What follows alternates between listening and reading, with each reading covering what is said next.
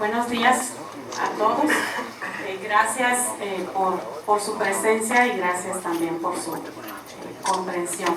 Antes de iniciar, quiero agradecer al maestro Maonri Pérez Hernández, profesor de piano de nuestra Academia de Artes y director de la Orquesta Lasallista del Noroeste, por su intervención musical de esta mañana. Muchas gracias, maestro.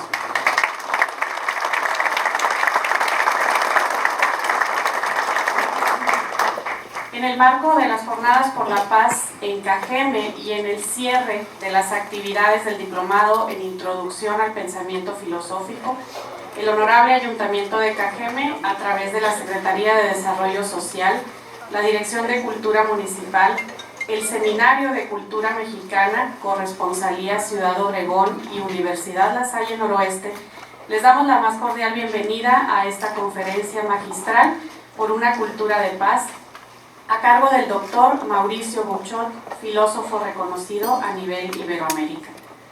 Agradecemos esta mañana la presencia de las autoridades, invitados especiales, medios de comunicación y a todos quienes nos acompañan.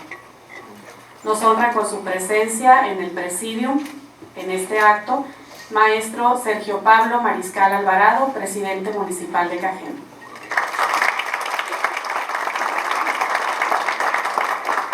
Doctor Salvador Valle Gámez, rector de Universidad La Salle Noroeste. Maestra Mari Santa Cruz Uriarte, presidenta del Seminario de Cultura Mexicana, Corresponsalía. Maestro Michel Giovanni Parra, miembro del Diplomado en Introducción al Pensamiento Filosófico. Por supuesto, el doctor Mauricio Buchot, nuestro conferencista e invitado muy especial para acá.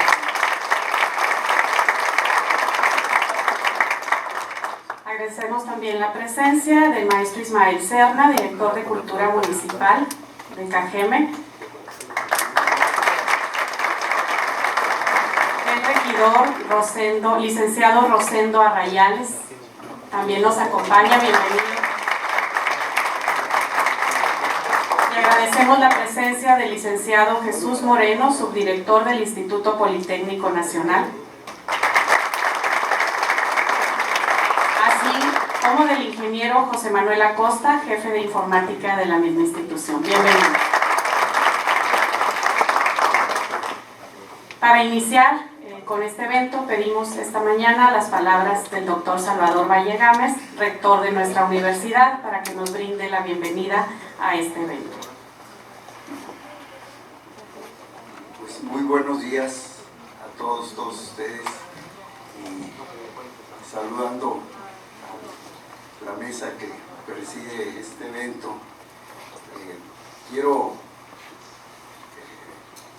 mostrar ante todos ustedes la gran satisfacción como casa de estudios tener este evento que la presidencia municipal nos pidió que fuéramos su sede y creo que es una de las peticiones que más alegría nos causaron. Aquí tenemos compañeros maestros que han trabajado a un lado del doctor Mauricio y siempre hemos estado trabajando muy juntos, la presidencia municipal y nosotros. Estoy sumamente agradecido por este honor y sobre todo por esta temática que pienso yo que es una perfecta trilogía entre lo que es la hermenéutica, lo que son los derechos humanos y lo que es la cultura de la paz. Si algo nos falta a todos precisamente es cada vez más entender lo que está pasando, descubrir, conocer y sobre todo comprender la realidad. Y de esa realidad ver cómo esta realidad toca de lleno al ser humano, a este ser humano mexicano y en nuestro estado, que parece una espiral que no se acaba en cuanto a una cultura de la muerte. Pero viene la propuesta, y la propuesta interesantísima del cambio de cultura de la muerte a la cultura de la vida a través de ser generadores de la paz. A los lasallistas se nos dijo en mayo, celebrando la fiesta del Señor de la Salle, Juan Bautista La Salle, este gran pedagogo, se nos invitó en el mundo entero a que fuéramos protagonistas de la resurrección, o sea, protagonistas de la luz. Y entre las cosas que se nos decía, el Papa Francisco nos decía que busquemos en las fosas de la muerte aquellos que tenemos que iluminar. Entonces, este evento para nosotros, ser protagonistas de una resurrección, de un nuevo cambio de ver y de ser en nuestro municipio, en nuestro estado, en la república y en el mundo entero, es un imperativo. Y esta conferencia, gozosamente, señor presidente, usted de la cultura y estimado doctor Mauricio, vino como anillo al dedo, como decimos, ¿verdad? Es lo que estamos ansiando lograr esto y encaminar y alumbrar caminos para la sociedad. Y esta es nuestra gran misión.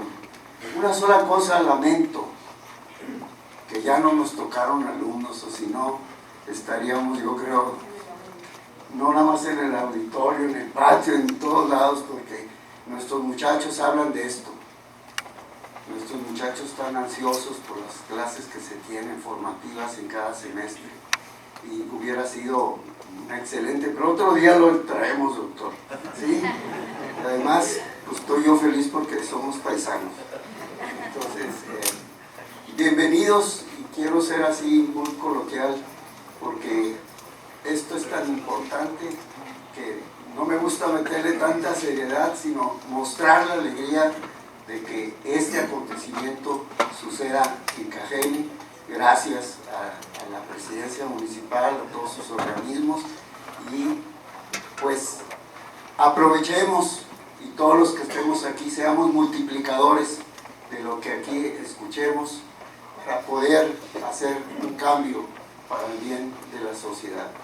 Entonces, termino con la frase que queremos vivir universidad y sociedad, universidad, autoridades, universidad, empresa. Nuestro lema aquí es: permanezcamos unidos, indivisa manet. Muchas gracias.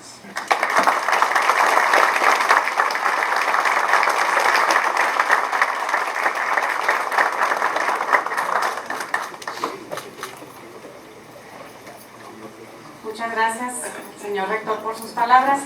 Y en este momento solicito atentamente a la licenciada Mari Santa Cruz, presidente del Seminario de Cultura Mexicana, corresponsalía Ciudad Obregón y promotor de las gestiones, ¿verdad?, para que esto fuera posible aquí en Cajeme desde hace bastante tiempo, gracias al seminario que tenemos aquí al doctor Buchot. Mari, esperamos tu mensaje con mucho gusto. Sí, muchísimas gracias. Muy buenos días a todos. Agradezco infinitamente a la Universidad La Salle Noroeste, mi alma mater, por abrir las puertas una vez más al Seminario de Cultura Mexicana Ciudad Obregón para la realización de diversos eventos. Yo un día fui una chica que andaba en estos patios, ahora estamos aquí. Esto es posible. La universidad te ayuda a ser mejor ser humano, y la Universidad La Salle lo hace de una manera excelente. Te carga de valores y después se traduce en acciones en la vida diaria. De igual manera voy a agradecer a la Dirección de Cultura, al actual gobierno, porque siempre nos brindan la ayuda, a nuestro amigo Ismael Cerne, el director de Cultura, por siempre estar al pendiente del Seminario de Cultura Mexicana. A mis compañeros que están aquí sentados, Ricardo, Julio, Salvador, sin ellos el seminario no funcionaría. Somos un equipo para que esto se pueda continuar con sus actividades. Si hablamos de trabajo en equipo, yo quiero mencionar de manera muy especial a los desarrolladores y docentes del Diplomado en Introducción al Pensamiento Filosófico, al licenciado Ramón Zavala, al maestro Héctor Islas Alanís y al maestro que tengo aquí a un lado, Michel Giovanni Parra Alvarado, quien un buen día se dieron a la tarea de la formación de este diplomado, a esta oportunidad de estudio y reflexión para Ciudad Obregón. Y qué mejor que cerrar ese diplomado con esta conferencia impartida por el doctor Mauricio Beuchot. La conferencia se va a titular Hermenéutica, Derechos Humanos y Cultura de la Paz. El Seminario de Cultura Mexicana es una institución que se dedica a estar siempre divulgando la cultura de nuestro país, las artes, la ciencia, la filosofía. Tiene 77 años trabajando a nivel nacional y nosotros estamos contra viento y marea trabajando desde el 2011 esta corresponsalía, por amor al municipio, por amor al arte y a la cultura. Voy a dar paso a que el maestro Giovanni nos hable de Mauricio Beuchot, de este ser humano que aquí está con nosotros, que es una realidad y que es un grande de la filosofía. Cedo el micrófono.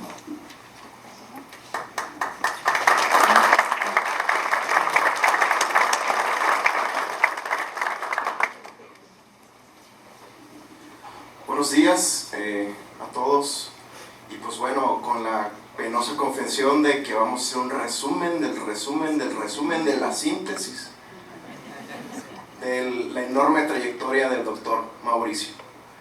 Y qué decir que fue uno de mis asesores de tesis de maestría, ¿no? Y pues bueno, muchas anécdotas.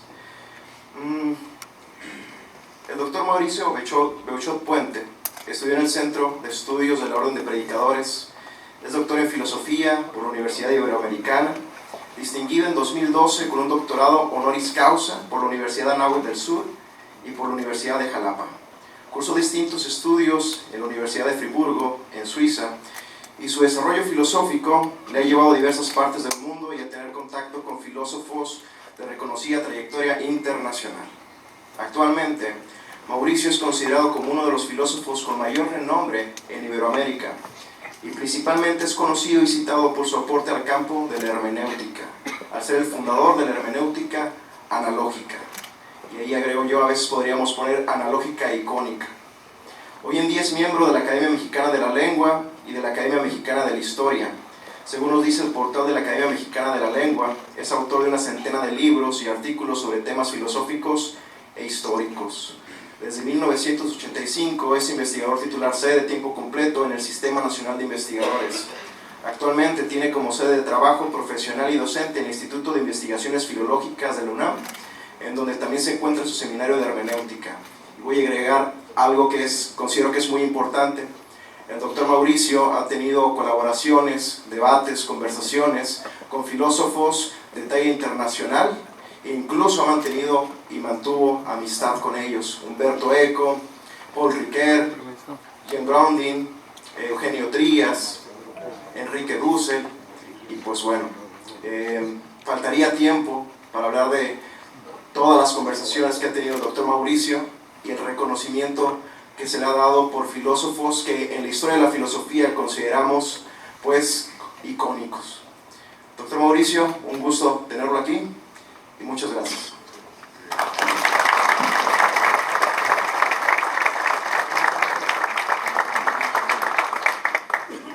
Muchas gracias por esta reseña y por esta presentación del Seminario de Cultura Mexicana.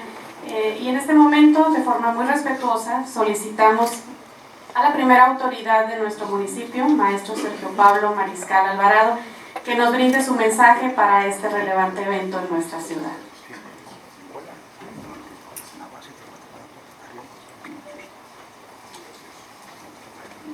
Muy buenos días a todos, agradezco la invitación, estamos trabajando juntos en este esfuerzo.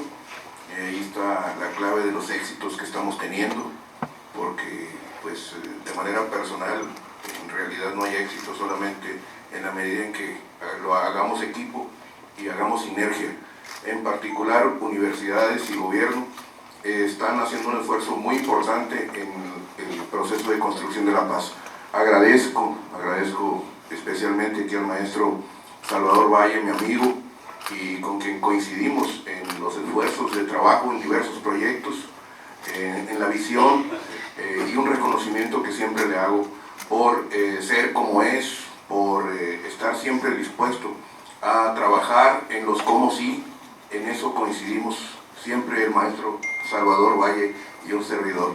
La presencia del doctor Mauricio Beuchot, coahuilense, de la tierra de Francisco y Madero, de la tierra de Venustiano Carranza y de la tierra del maestro Salvador Valle también, coahuilenses, norteños, estado revolucionario, al igual que el estado de Sonora, que todavía sigue haciendo su revolución ahora en el siglo XXI.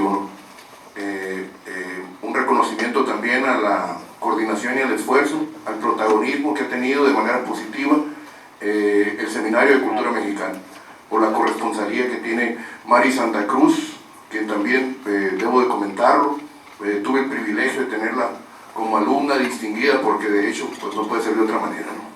En algún programa de maestría que me tocó impartirle un curso hace algunos años, y la presencia también de Michael por el coordinar el trabajo del diplomado y ser parte de este equipo tan importante que ha llevado a cabo este esfuerzo, y también seguramente habrá de estar empujando hacia el futuro, sobre todo cuando ya el maestro comprometió al doctor que lo va a invitar de nuevo para estar acompañándonos aquí en una larga jornada, para que nuestros alumnos y los jóvenes aquí en Cajeme también participen de estos planteamientos relacionados con la hermenéutica, los derechos humanos, que son fundamentales en el proceso de construcción de la paz. Y esto es precisamente la misión que nos compete a cada uno de nosotros. Bienvenidos todos, a cada uno de ustedes, directivos de la Universidad La Salle, profesores, maestros, investigadores que nos acompañan. Un reconocimiento aquí al nuevo director del Centro de Educación Continua del Instituto Politécnico Nacional, que nos acompaña, y a cada uno de ustedes que son protagonistas de este gran esfuerzo. Saludo a Doraelia García, que la observo ya por atrás, no por estar atrás es menos importante, ya saben, aunque a algunos buenos alumnos nos gusta sentarnos en la parte de atrás para tener toda la perspectiva excelente. Muy bien, y a veces nos sentamos adelante para escuchar mejor y tener menos dificultades para observar lo que el maestro está presentando y compartir de mejor manera en esta participación, proceso, enseñanza, aprendizaje. Debo decir que el tema de la construcción de la paz es como una semilla que se siembra en tierra fértil, crece, se multiplica para dar frutos abundantes en orden y tranquilidad. La construcción de la paz se trabaja todos los días, son hechos concretos, son acciones permanentes, exige entrega y compromiso perseverante. Desde el gobierno municipal estamos haciendo lo propio. Este es un esfuerzo de toda la ciudadanía. En el gobierno municipal se sintetizan las posibilidades que tenemos como sociedad para poder construir, junto con la sociedad en sí, el futuro que nos merecemos y que nos corresponde. Hace ya más de un año venimos trabajando desde dos vertientes: tener una coordinación eficaz y efectiva con los órdenes de gobierno federal y estatal con el fin de mejorar la estrategia operativa. Y una segunda gran estrategia que se enfoca en la reconstrucción del tejido social a través del programa Jornadas por la Paz de Cajeme. Este es un programa que nace de la sociedad civil organizada y en colaboración con el gobierno municipal está desplegando acciones que involucran a las universidades, a las organizaciones civiles, al sector empresarial, al magisterio, a los sindicatos de diversos gremios, a las iglesias de todas las denominaciones, a las etnias, en particular obviamente a la nuestra, que es la etnia yaqui, a artistas, creadores, a músicos, a comités de participación ciudadana, etc. Juntos estamos enfocados en combatir las causas que inciden en la violencia, el crimen y la inseguridad. La paz, en verdad hay que desearla con mucha fuerza, ofrecerla y pedirla para todos, inclusive para aquellas personas que la rechazan y toman la opción de la violencia. A ellos hay que hacerle un llamado a la paz. Naturalmente lo rechazarán porque no son personas de paz y quizás reaccionen con mayor violencia. Esto puede ser inútil, pero en realidad no lo es, porque el trabajo que hacemos por la paz nunca se pierde. Se traduce en bienestar y en esperanza para las familias. Es inspirador los esfuerzos que se hagan por cada uno en lo personal, en lo familiar, en lo colectivo, para la construcción de la paz. Es en verdad apostarle a la vida, a una vida plena, algo que está muy relacionado con los conceptos que expresó de manera muy clara el maestro Salvador Valle. Luz y resurrección. En verdad, eso es, trabajar por la paz siempre será una ganancia. Enhorabuena por este evento, en el cual tendremos al doctor Mauricio Beuchot, su participación tan importante y trascendente, ya que su currículum habla en ese sentido. Bienvenido, doctor. Recibe esta bienvenida de parte de todos los cajemenses. Enhorabuena y un saludo para todos ustedes en esta mañana para continuar alegres, felices y abriendo el corazón para la construcción de la paz.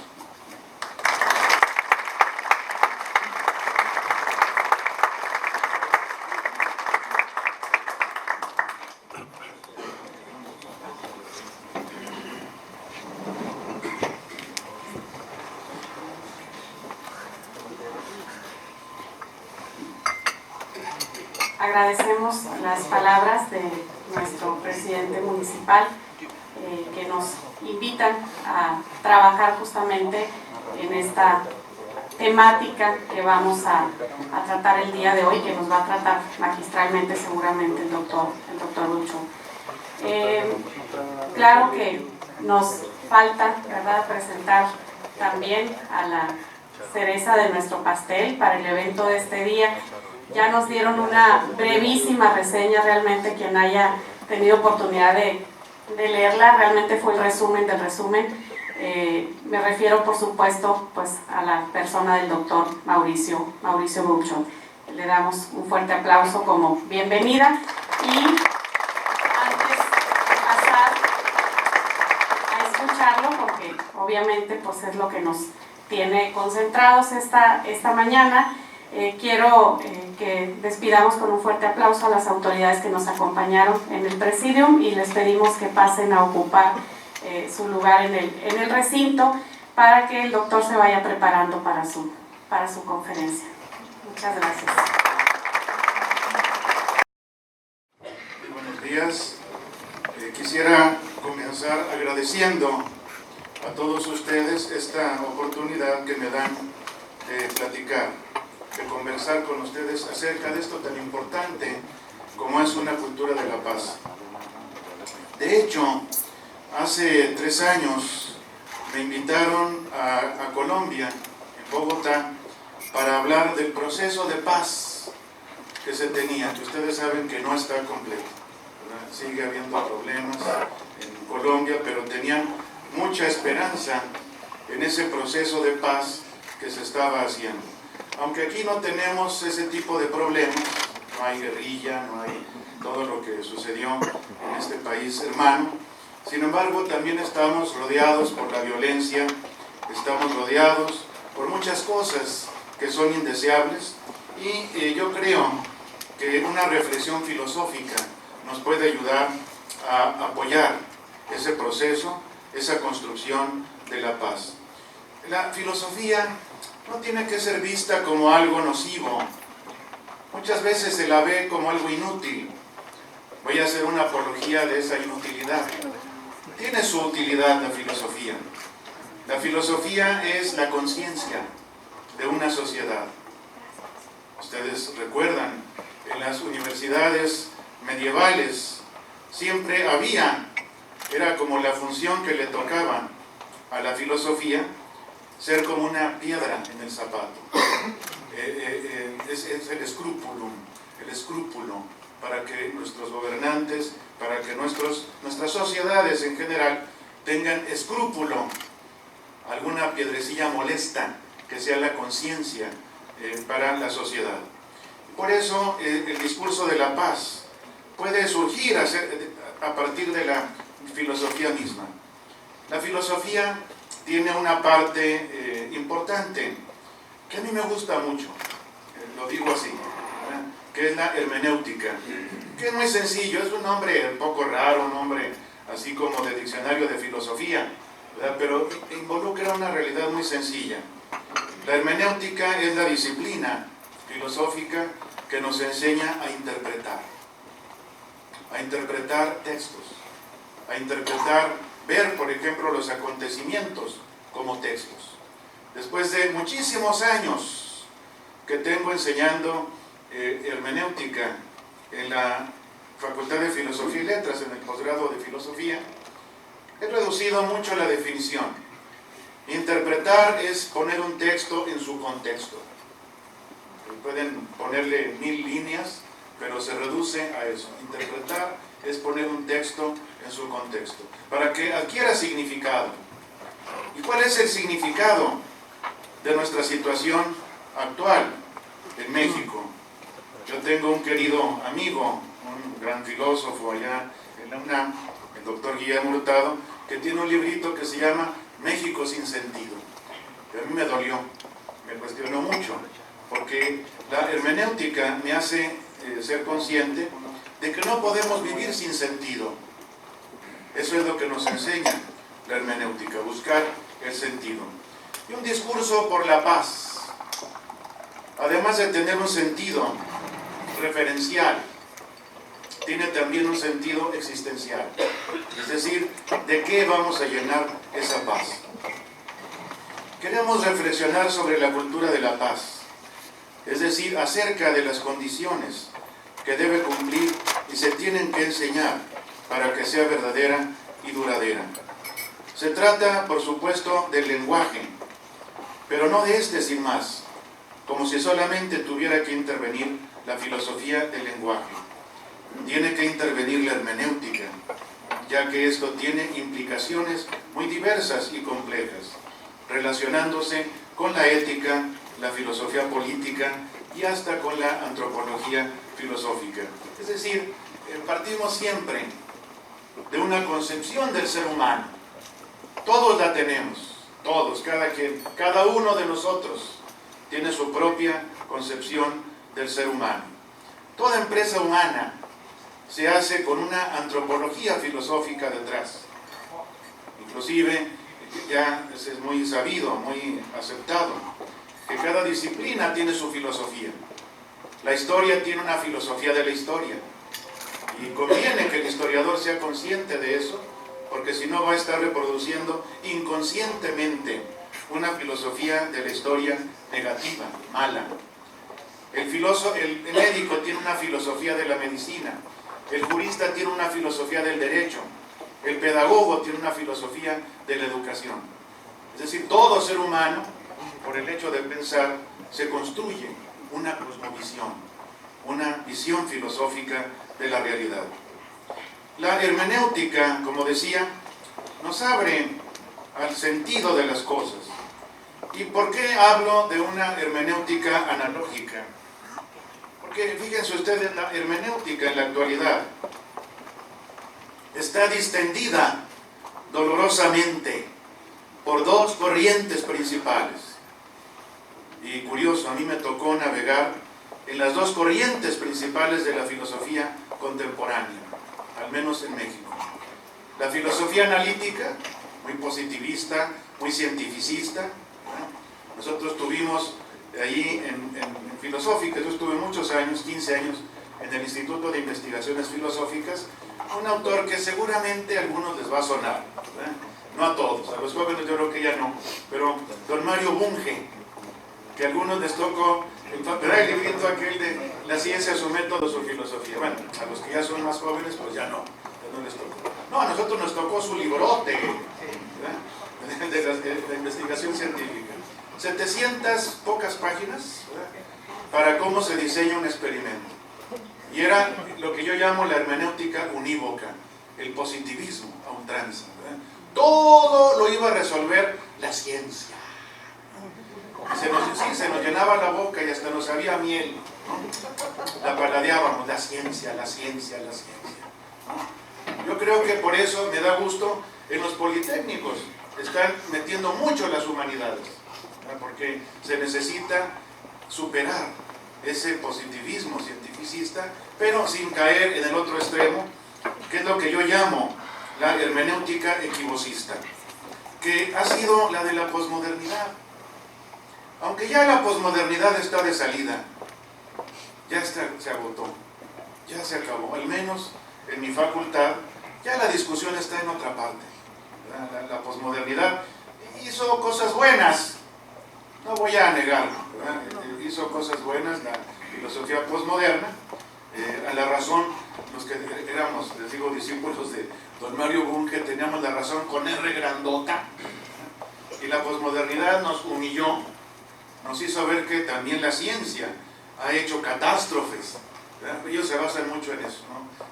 Theodor Adorno, Gianni Battimo, están siempre insistiendo, sí, la ciencia y la técnica, ¿verdad? Después de este gran filósofo Heidegger, ¿verdad? Es vista como la que también hizo muchos desmanes, guerras, holocaustos, etc. Por eso hace falta el humanismo, las humanidades, para que se contrapesen. Y es el otro lado, pero se llevó también al extremo. La filosofía posmoderna derivó en un relativismo completo. Ese fue el problema. Una cosa que ahora la están pagando, porque los discípulos de los grandes posmodernos ahorita están en contra de ellos. Voy a tratar un poquito brevemente, si alcanzo todavía, porque son las nuevas corrientes en la actualidad. Ya la posmodernidad dio de sí, pero llegó a un relativismo muy grande, que fue, está bien, nos divertimos, ¿verdad? No hay criterios, no hay límites, no hay principios, no hay nada, no hay verdad, ¿no? Era la época de la posverdad, ¿no? Y también de la posmoral, por supuesto, ¿verdad? Ahí es donde más se aplicaba esta caída de los grandes relatos, como llaman los grandes posmodernos, ¿no? La ética, pues no hay. Mira, cada quien la suya, ¿no? Tú sabes lo que haces, un relativismo extremo, que llevó a una corrupción tremenda, ¿no? Que además, miren, ya les digo, a mí me tocaron las dos corrientes. Primero la filosofía analítica, que por lo menos era muy elegante, ¿no? Mucha lógica, epistemología, filosofía de la ciencia, etc., ¿no? Aunque también se abusó de todo eso, ¿no? Pero al menos ahora ya no siguen la lógica. Los buenos posmodernos es únicamente el corazón, el sentimiento. Mis alumnos más jóvenes dicen yo siento, ¿verdad? Digo, por lo menos di yo pienso, yo siento, ¿verdad? Y así se ha vuelto en la posmodernidad. Pero hay que volver, no como lo hicimos en esas épocas de positivismo lógico muy fuerte. Yo fui profesor de lógica matemática, era un reprobadero sabroso. Ahí sí no había de que yo siento, si no te sale, o no te sale, como las matemáticas, ahí tenía que salir, pero era también muy inhumano, muy árido, muy demasiado sobrio, y por eso vino la posmodernidad que nos llevó al extremo contrario. Pero, lo ven ustedes, en la posmodernidad tenemos esa hermenéutica no unívoca, como la del cientificismo, positivismo lógico, sino equivocista. Manejan el equívoco, la seducción. El equívoco se va por donde puede, repta, es como una víbora que llega, ya cuando acuerdas ya estás en poder de ella. Y era el relativismo, pero el relativismo lleva al escepticismo y también al nihilismo. Y además, miren, ya me enojé, como viejo profesor de lógica, es que te aburren los posmodernos, no saben lógica y no se dan cuenta del autogol que se cometen.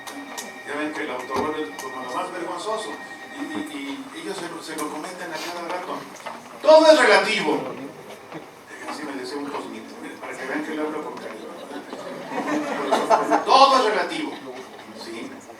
También es relativo que ¿qué? Que todo es relativo. Muy bien. Ustedes ya probaron lógica. ¿Sí? Se está contradiciendo.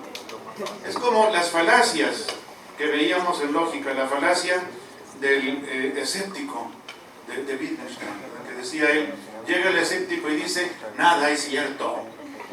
Por lo menos ya es cierto que nada es cierto. Ya se contradijo y podemos construir.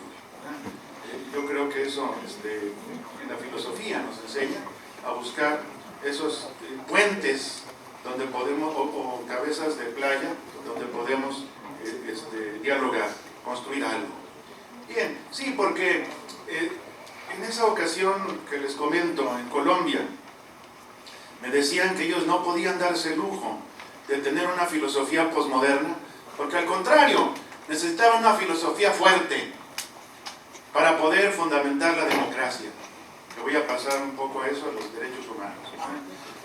Y seguir mucho a Habermas, porque es un filósofo más consistente, más fuerte, incluso un poquito absolutista, pero les daba esa implicación de que había fundamento. Y tenemos que fundamentar. Por ejemplo, una cosa que mencioné ahorita, la democracia, es la que se necesita para que haya una cultura de la paz, para que haya posibilidad de cumplimiento de los derechos humanos. Fíjense, cada vez más los juristas aceptan la posibilidad, incluso la necesidad, o por lo menos la gran conveniencia, de fundamentar filosóficamente los derechos humanos. Algunos decían ahora sí otra vez, el positivismo jurídico. Positivismo, ¿para qué? Si ya se están positivando. Sí, pero llega el tirano y los despositiva. Y a ver dónde ya parece trabalenguas, a ver dónde los positivamos otra vez. Está como Pinochet mismo. Él decía, no, si yo quiero que haya derechos humanos, a ver, convénzanme. Nunca le iban a convencer. Es un gran filósofo de la política y también filósofo del derecho, Norberto Bobbio, genial, decía, si no se fundamentan filosóficamente los derechos humanos, no van a pasar de ser buenos deseos, no van a tener ningún fundamento, se nos van a evanecer, se nos van a diluir en el aire. Y para eso nos ayuda la filosofía. Porque yo nomás agarro el micrófono y no me paran, ¿verdad?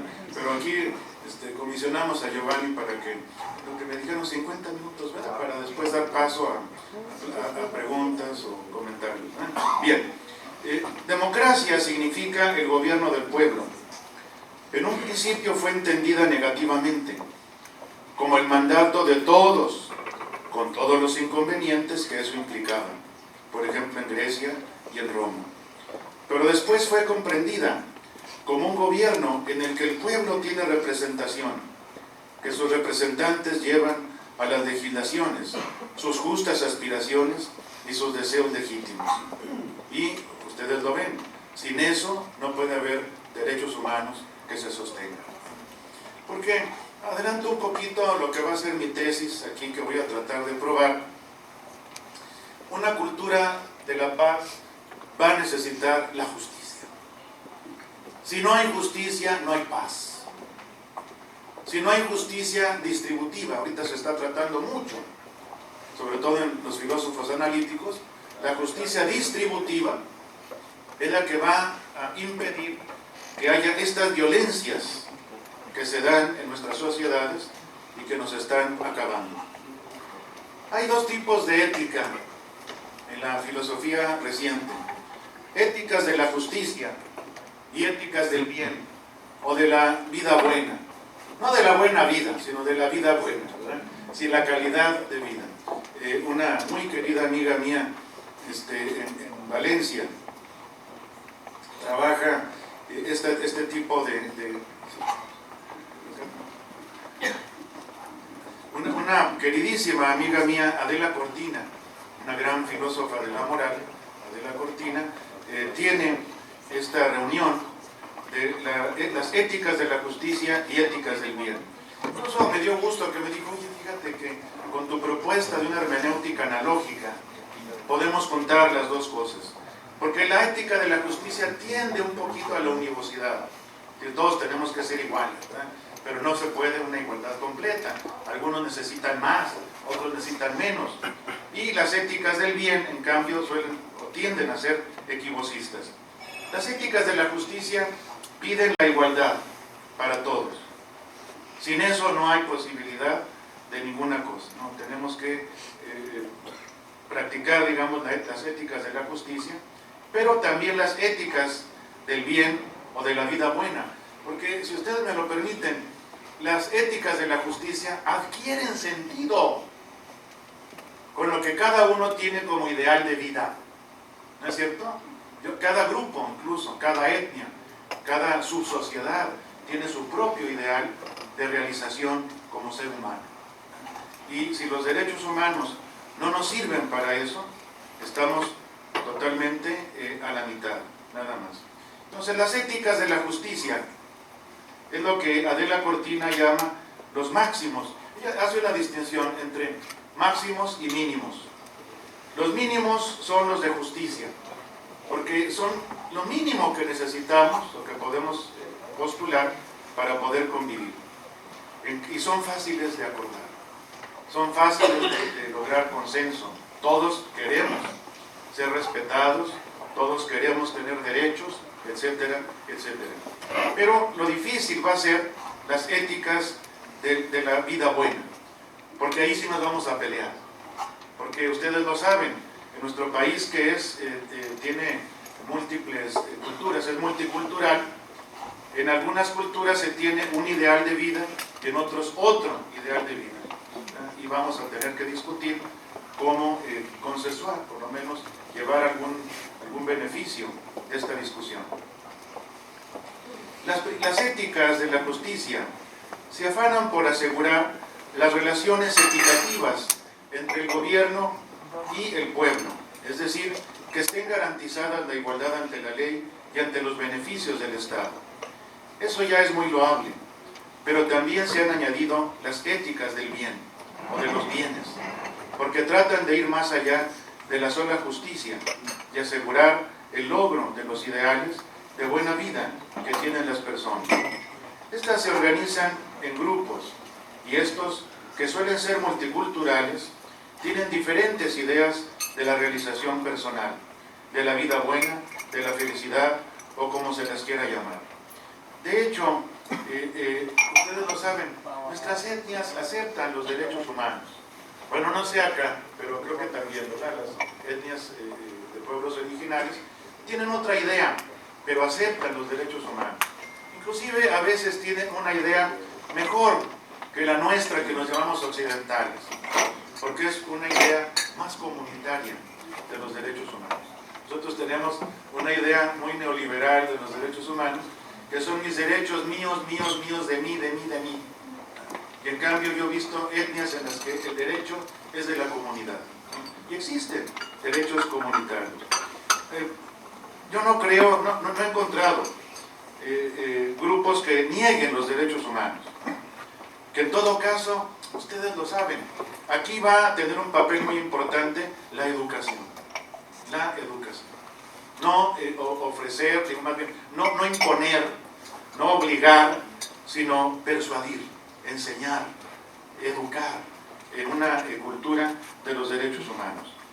Si queremos esa cultura de la paz, es necesarísimo defender, ya lo ven desde la filosofía, los derechos humanos. Y el problema está, yo he tenido que atacarlo en otro texto, en otro libro. El problema es cuando los derechos humanos se dan en una sociedad multicultural y que los entienden de diferente manera. Porque ¿cómo hacerle para que todos coincidan? Miren, no es por nada, pero a veces endiosamos a nuestros indígenas. Pero híjole, yo creo que son tan machines como nosotros. Y lesionan mucho los derechos humanos de las mujeres y los niños. Yo una vez platicaba con un gran amigo mío, ya murió, muy queridísimo amigo filósofo Luis Villoro. Estábamos en un café platicando, y estaba también otra persona. Híjole, no tengo nada contra ellos, pero un jurista. No tengo nada contra ellos, pero son así un poquito como más duritos, ¿verdad? Y él hablaba de una etnia, porque él fue, ustedes lo saben, asesor de Marcos, muy metido en la cuestión indigenista.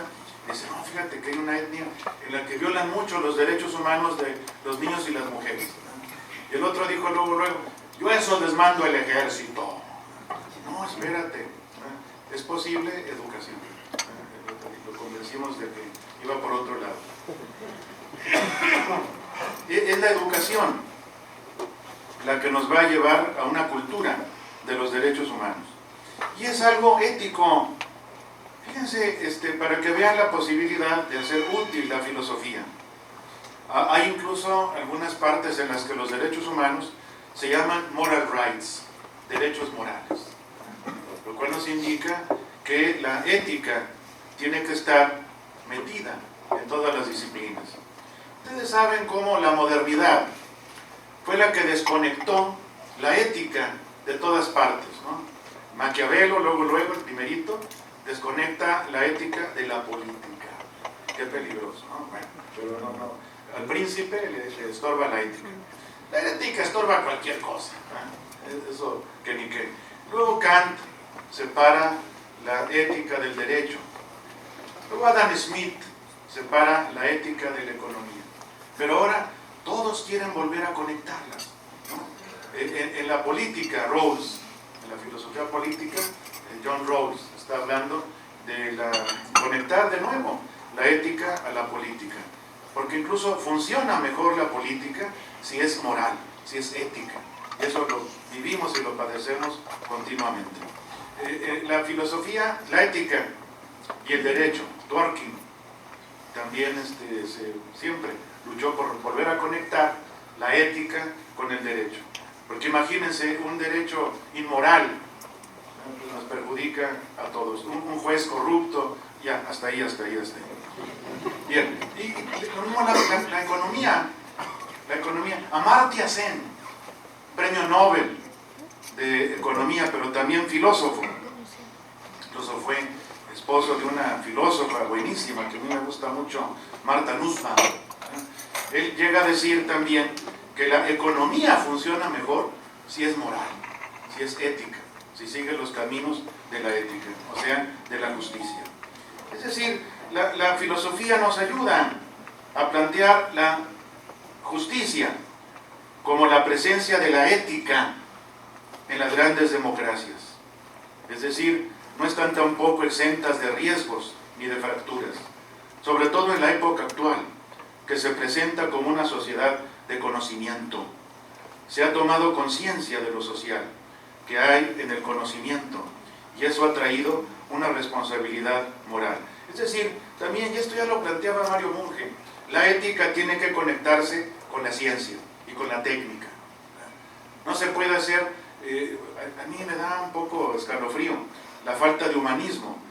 Si podemos construir una bomba que haga una masacre infinita, y con el mismo precio podemos hacer habitaciones y comida para los demás, ¿qué se prefiere? La bomba destructora, ¿no? Eso ya nos indica.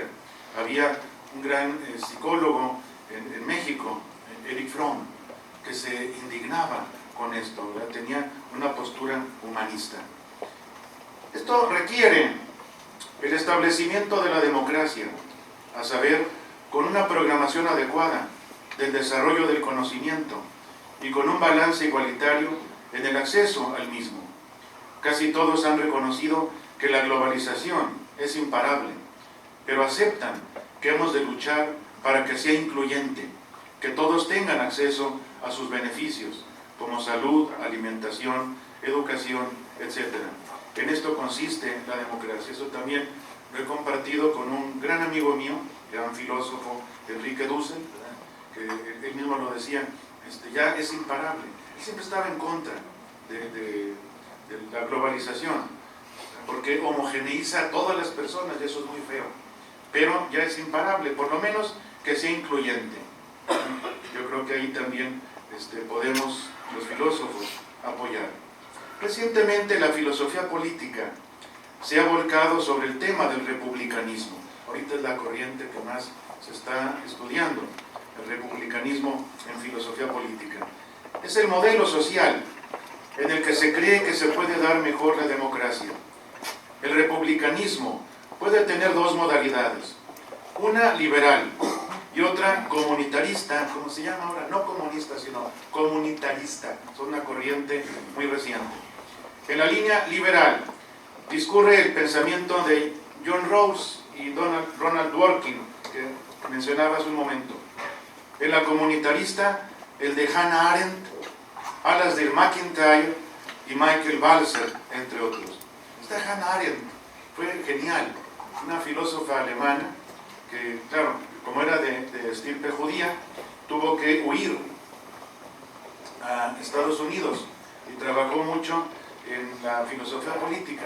Y tiene una tesis genial, ¿verdad? Que nosotros tenemos que evitar siempre los totalitarismos. Ella pues le tocó, padeció toda la persecución de los nazis, ¿verdad? Y curioso fue pues sí hay que decirlo, fue amante de Heidegger, ¿verdad? Fue amante de Heidegger, ese Heidegger era movilito.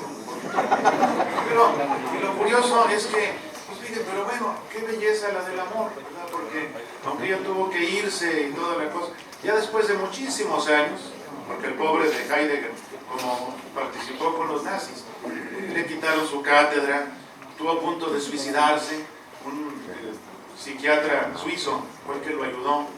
Y además de decir, pues yo aplico a la psiquiatría sus teorías. Bueno, con eso lo levantó a él, evitó que se suicidara. Ya después de muchos años, Heidegger escribe a Hannah Arendt, y Hannah Arendt lo único que le contesta es te quiero. Pues ahí sí como que me defraudó un poco, pero bueno, qué hermoso es el amor, ¿verdad? Porque sí, de veras, todo lo que causó, fue claro, no totalmente, pero sí perteneció al partido nacional socialista Heidegger. Incluso un alumno suyo también, Carl David, decía, escribió, me duele, que llega con su brazalete, llegaba con su brazalete de la esvástica del partido nazi, pero bueno, fue su equivocación. Yo creo que también tenemos que distinguir la filosofía un poquito de la vida. Sí influye la vida en la filosofía, sí influye. Como viva uno se refleja, no totalmente, pero un poco, al menos en la filosofía. Pero hay que disculpar a Heidegger, que estuvo vinculado con el partido nazi, fue su equivocación política. Otro alumno de él, gran filósofo igual, Emmanuel Levinas, ¿verdad? Él dejó una carta en la que decía cómo perdonar a Heidegger, pero cómo no perdonar a Heidegger por su obra, que dejó escrito. Pero bueno, vamos a dejarle ahí, ¿no? Porque luego menciona uno el nazismo de Heidegger y los heideggerianos de mi facultad se remueven como si fuera gusano que le echa sal, ¿verdad? Pero yo no, como ven, no vinculo totalmente la vida con la filosofía, pero sí algo. Yo creo que sí repercute en cómo vives, en la manera en que piensas, reflexionas y filosofas. Entonces, en el fondo de todas las manifestaciones de la política encontramos la presencia de la ética. Ella es la que le da fundamento. Por ejemplo, la legitimidad, además de la legalidad de un Estado, según lo atestigua Habermas, va más allá del aspecto jurídico y se asienta en el ético. Sí, distingamos la legalidad de la legitimidad. La legalidad es, bueno, sí, según la ley, se hicieron bien las elecciones, quedó, etcétera, etcétera. La legitimidad, nos dice Jürgen Habermas, tiene que ser, está gobernando éticamente.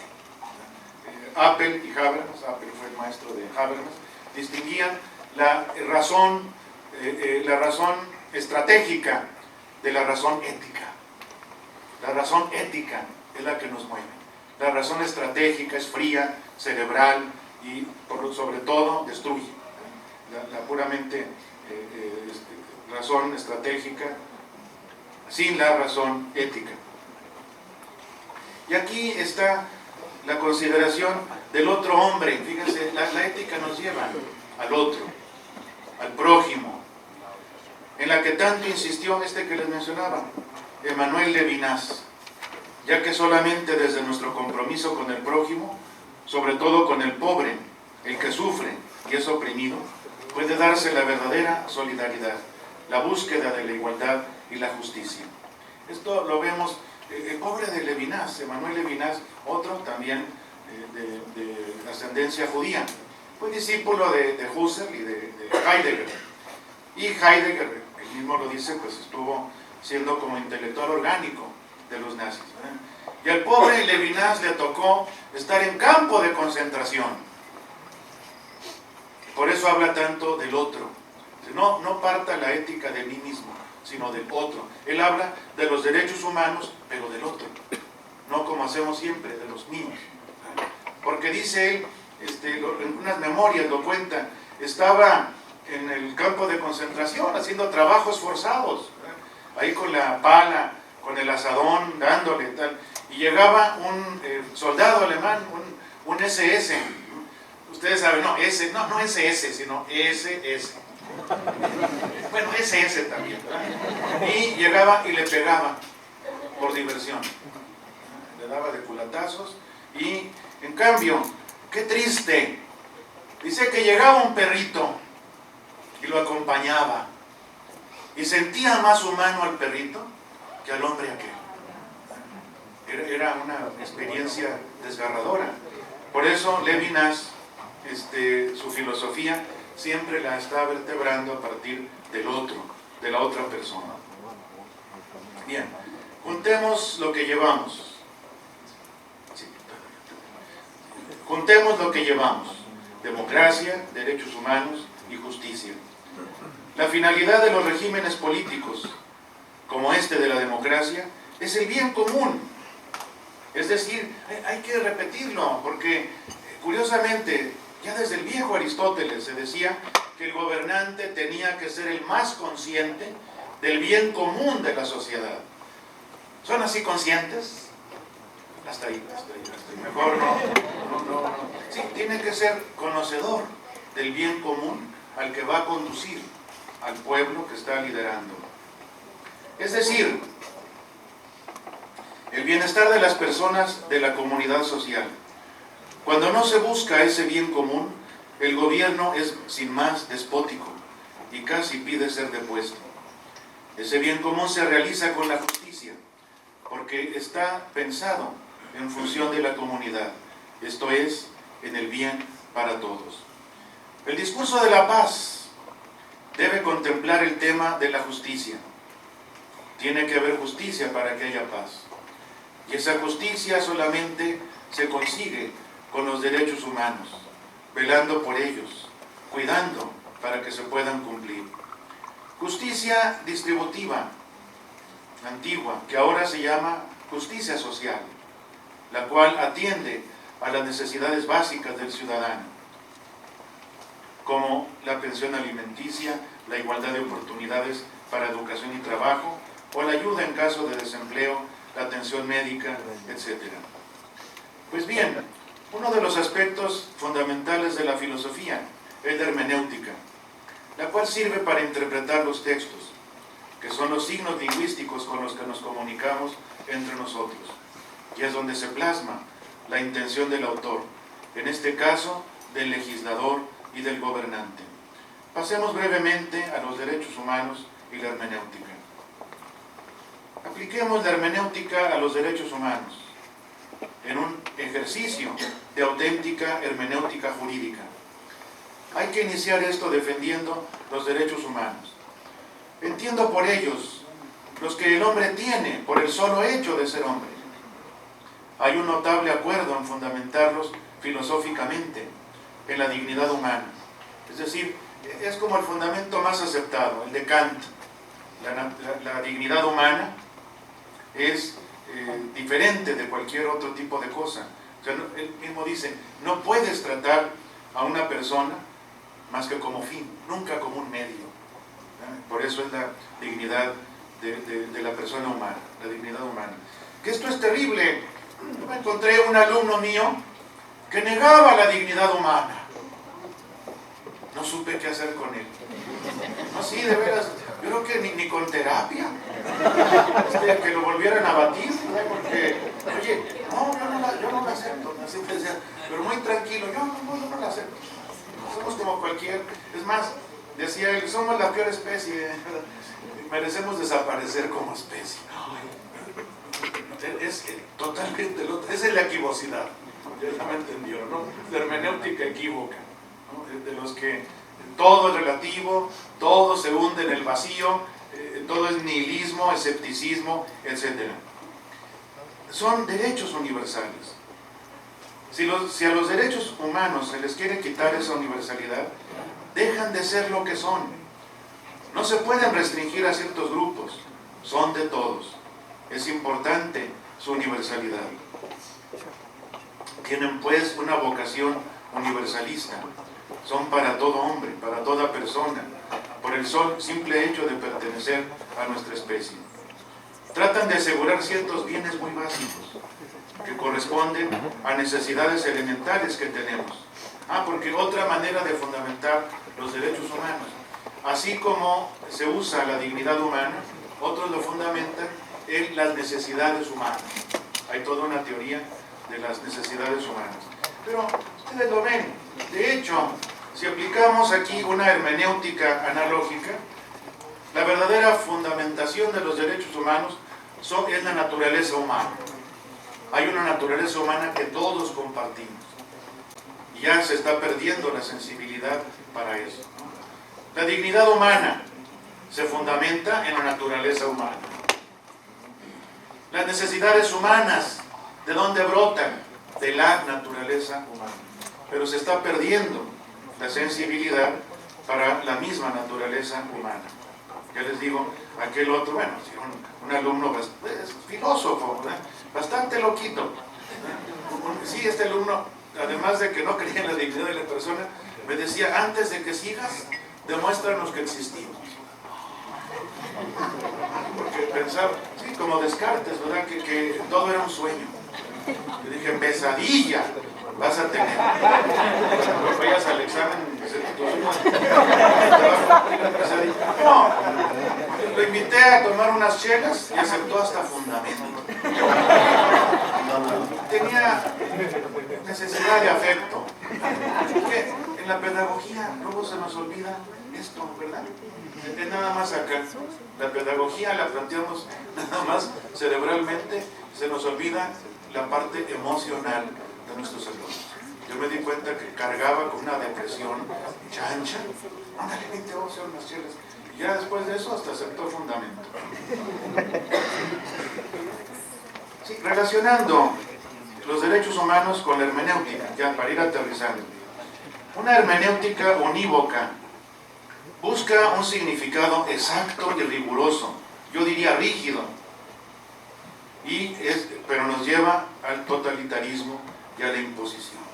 Sobre todo si las culturas, sobre todo en el caso de las culturas prepotentes hacia las más débiles, creo que está claro, ¿no? Un diálogo, es que la analogía sirve para el diálogo intercultural. Un diálogo intercultural unívoco es yo te escucho pero te impongo. Y un diálogo, sí, ahorita, en 5 minutos usted. Sí, voy a respetar sus derechos humanos. El moderador, que ha sido muy moderado. Una postura equivocista, en cambio, ¿verdad? Déjalos que entiendan los derechos humanos como les dé la gana. El relativismo extremo, que es insostenible y además es muy nocivo, muy peligroso. Por eso ha hecho falta una utilización de la analogía en la interpretación, para no pretender una exactitud unívoca, que casi nunca se alcanza, pero también para evitar el marasmo equivocista que se hunde en la oscuridad y en la dispersión del significado. Podemos decir que el ideal de la univocidad fue el del positivismo lógico de la filosofía analítica, el cual cada vez más se ha visto que no es alcanzable en las ciencias humanas y sociales. También se puede decir que el hundimiento en la equivocidad ha sido característico de la filosofía posmoderna, al menos en muchos de sus representantes, y que ha llevado al relativismo, al subjetivismo, al escepticismo y al nihilismo. En ese orden, si ustedes quieren, ¿verdad? Usted lo sabe, yo soy muy amigo de un gran posmoderno, Gianni Vattimo, ¿verdad? Que si ustedes lo quieren ofender, díganle, sí, pero si lo quiere usted ofender, díganle relativista, relativista, relativista. Él va a decir, no soy relativista, por decreto, ¿verdad? Pero ya jugaron mucho, ¿verdad?, con la dispersión de la verdad, de los criterios, de los principios, de la misma filosofía. Y ahora quieren dar marcha atrás y no pueden. Por eso les digo, ya están ahorita corrientes nuevas, corrientes muy diferentes, que ya dejaron la posmodernidad desplazada. Ya quedó, dio de sí, pero ahora hay una corriente, nada más, lo digo así, si quieren después en la plática puedo profundizar, pero el nuevo realismo. Es que ya se necesitaba un realismo.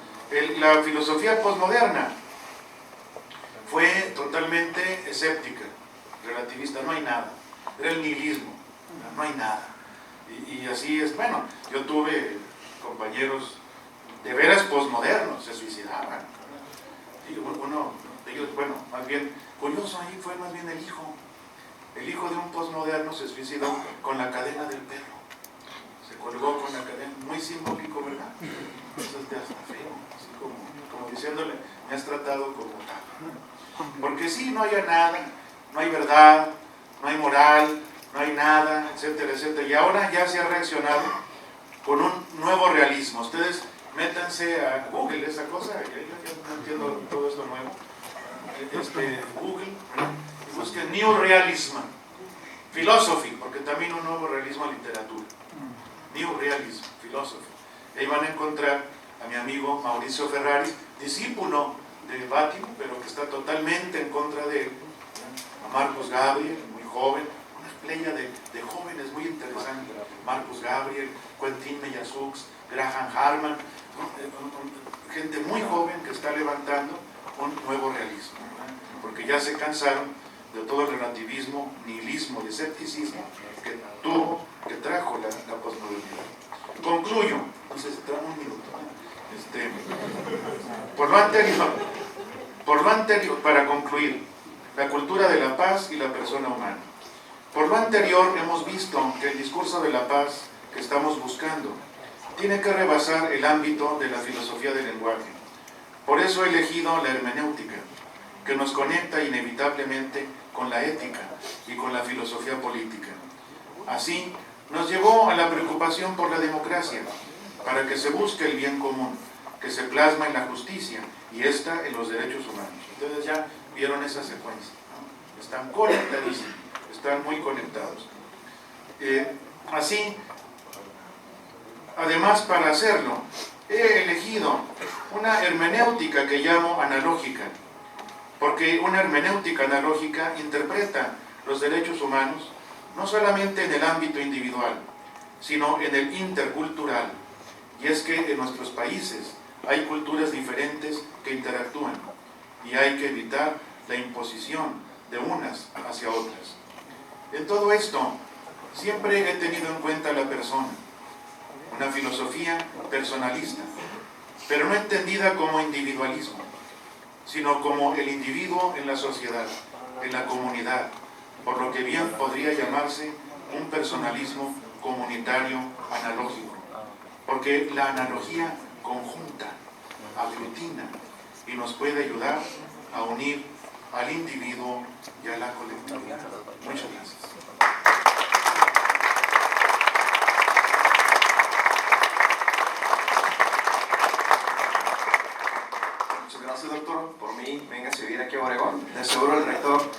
estará muy contento y ya va a tener su seminario. Sí, no sé si ya les pasaron unas papeletas, ahí pueden apuntar las preguntas y nos van a hacer llegar y vamos a ir estableciendo ese diálogo. Pueden levantar la mano y en esta diferencia entre una política o supongamos una teoría del derecho enfocada en la justicia y en el bien, parecería que el término analógico o el término de mediación es lo que usted nombra como una epistemología o ontología de las virtudes, que es un rescate precisamente de un nivel analógico de una ética que puede estar mediando en, pues bueno, en un bien vivir y también la búsqueda de justicia, porque también la búsqueda de justicia puede volverse hasta cierto punto, paradójicamente, voy a ponerlo así, reaccionaria en su práctica o en su pragmática. Y por otro lado, el bien vivir puede volverse hasta cierto punto una práctica que está golpeando lo que se puede establecer en un dominio de comunicación precisamente como ético. Sí, muy interesante la pregunta que plantea Giovanni. Ahora ha surgido, más bien ha regresado mucho el concepto de virtud. Yo no me lo imaginaba. Parece un concepto ya antiguo, etcétera, pero se ha visto. Por ejemplo, tanto en la ética como en la teoría del conocimiento, epistemología, y en la pedagogía. En la pedagogía se están formando virtudes ahora. Es decir, ya no se ve como un costalito al que se le echa un contenido, sino que se cumple con la misma etimología de educar, que es eduquere, sacar del individuo las virtudes que pueden hacerlo un buen ciudadano. Incluso en la teoría del conocimiento, ya se está, por ejemplo, en el Instituto de Investigaciones Filosóficas, se cultiva la epistemología de virtudes, de un filósofo cubano norteamericano, Ernesto Sousa, que está en Rutgers, la Universidad de Rutgers, y él plantea el conocimiento como formación de hábitos, de virtudes. Por ejemplo, parsimonia en la experimentación, buena argumentación, adecuado lanzamiento de hipótesis. Todo eso se hace mediante el formar, no nada más instruir, sino formar virtudes en los alumnos, ¿verdad? Entonces yo creo que también eso, usted lo mencionaba para la ética, vuelve en la ética, ¿no? Hay sobre todo una gran filósofa, Elizabeth Anscombe, que plantea una ética de virtudes, porque es lo que queda en el individuo, lo que ontológicamente puede caracterizar a la persona como buena o mala moralmente. Le agradezco mucho su pregunta. Vamos a hacer una pregunta aquí de la audiencia. En el contexto de agotamiento de la posmodernidad, y usted avisora un regreso a un giro ontológico, por así decirlo, una búsqueda de la ontología para volver a fundamentar después del agotamiento, del nihilismo, del relativismo posmodernos y del constructivismo, diría Marcus Gabriel. Ahora bien, la pregunta aquí es, después de ese agotamiento, ¿dónde quedaría una filosofía de la liberación, una filosofía latinoamericana? Seguramente pensando en Dussel, el funcionamiento de la analéctica, que usted la conoce a la perfección, y agrego aquí unos puntos, pensando no solo el pensamiento latinoamericano, sino el pensamiento postcolonial, decolonial, y actualmente en Ecuador, que estuve ahí, que se habla de un postdesarrollismo, como una forma de crítica y como una forma de superación a estas propuestas que a fin de cuentas están emanando hasta cierto punto del postestructuralismo. Muy interesante esta pregunta acerca de la filosofía de la liberación. El mismo Dussel la está vertebrando ahora a través de la analogía. Él hace poco me dijo, dijo en público, él dijo en público que él y yo somos los filósofos de la analogía. Y es que la analogía evita una liberación unívoca. Usted sabe que un poscolonialismo unívoco es insostenible. Estamos en un contexto multinacional, ¿no? Y un poscolonialismo unívoco nos llevaría a cerrarnos en nosotros mismos y únicamente a ver nuestros propios problemas, nuestras dificultades y nuestras teorías.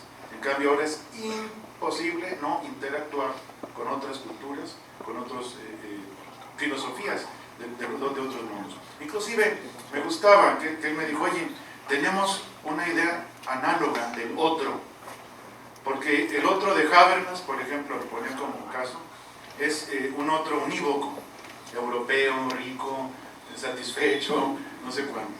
Y me llamó la atención, dice, pero también el otro de Levinas es equívoco, porque es el otro en la distancia, es el otro que todavía no nace, es el otro, muy otro. Entonces yo creo que una postura analógica nos puede llevar a una auténtica liberación y poscolonialidad. De hecho se está trabajando. Hay Luis Eduardo I tiene una propuesta de un poscolonialismo analógico, que Alejandro lo conoce. Curiosamente, la audiencia coincide en la inquietud de saber más del nuevo realismo. Creo que podríamos abordar un poquito la experiencia con Mauricio Ferraris y el rescate que él hace del realismo analógico. Que a fin de cuentas rescata la hermenéutica analógica para hablar de eso. Y aquí una de las preguntas es ¿cuáles son las características de ese nuevo realismo? ¿Cuáles son las características de ese tipo de filosofía que a fin de cuentas está buscando la superación de una ontología inmersa en lo metafísico? Ahora buscando un realismo posmetafísico y un realismo que no necesariamente esté arraigado en un univocismo. Sí, miren, yo creo que la lucha es contra el equivocismo y también del univocismo, que sería esto que usted ha mencionado como lo metafísico, según Marcos Garro. Hace poco, hace unos 3-4 años, coincidí con Bátimo, también en Bogotá, Gianni Bátimo, y yo le pregunté por qué su alumno Mauricio Ferraris, que también es muy amigo mío, y como es un poco menor que yo, lo regaño, porque él iba a dejar la hermenéutica, lo cual se me hacía muy grave, porque entonces, ¿qué vas a hacer? ¿De qué vas a vivir? Le decía yo. Decía, yo voy a dejar la hermenéutica, decía, porque en el fondo es Nietzsche. Dije, bueno, Nietzsche fue uno de los grandes hermeneutas, pero no necesita la hermenéutica ser relativista a ultranza. Puede haber una hermenéutica realista. Y me llamó la atención, me halagó que le hicieron una entrevista en Italia, que se tradujo en Argentina, y me mandaron el link. Y ahí decía, bueno, Beuchot ya me convenció de que puede haber una hermenéutica realista. Y eso es lo que estamos trabajando. Él cuando vino en 2016, allá en la UNAM, y tuvimos un bonito debate, él dijo, bueno, miren, yo estoy con el nuevo realismo, métanse a New Realism, filosofía, en Google. Pero hace ya más de 10 años aquí, Mauricio, Beuchot estaba con un realismo analógico. Sí, porque miren, un realismo unívoco es totalmente despiadado. Es impositivo, totalitario, absolutista, etc. Y un realismo equívoco, pues no es. Un realismo equívoco sería una burla. Como te digo que sí, te digo que no. ¿Qué fue la postura de los posmodernos? Un realismo equívoco. Ni siquiera es realismo, ¿verdad? Un realismo equívoco es un oxímoron, una contradicción. Entonces yo le pregunté allí a Bátimo en Bogotá, que éramos los conferencistas, ¿verdad? Ya tenía él 2 copas y dije, voy a aprovechar. Oye, ¿por qué te ataca tan feo Mauricio Ferraris, tu gran discípulo, no sé qué? Está matando al padre. Simbólicamente, freudianamente estaba matándolo a él para tener su propio pensamiento.